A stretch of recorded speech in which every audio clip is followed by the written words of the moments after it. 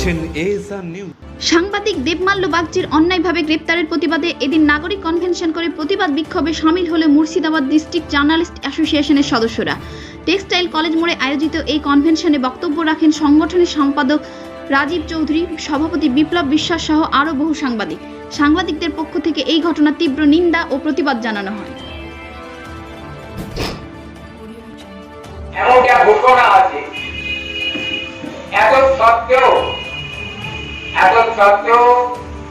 সাংবাদিক যাদের অতিরিক্ত নিরাপত্তা পাওয়ার কথা, ইম্পিউনিটি যে কথা আছে, ইম্পিউনিটি সুযোগ সাংবাদিকদের নেই।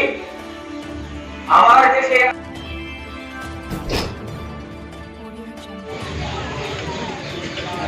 আজকে আমরা মুর্শিদাবাদ ডিস্ট্রিক্ট জার্নালিস্ট অ্যাসোসিয়েশনের পক্ষ থেকে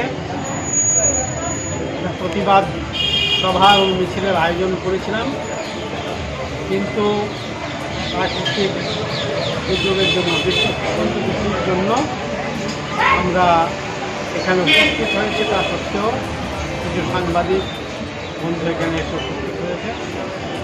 আমরা এই প্রতিবাদ দিবস পালন করছি। আপনারা সবাই জানেন যে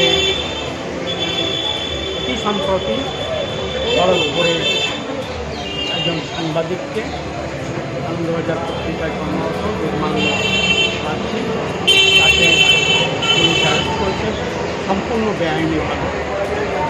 আমরা মুখে বলি, সব জায়গায় সভা সমিতিতে বলি যে চতুর্থ স্তম্ভ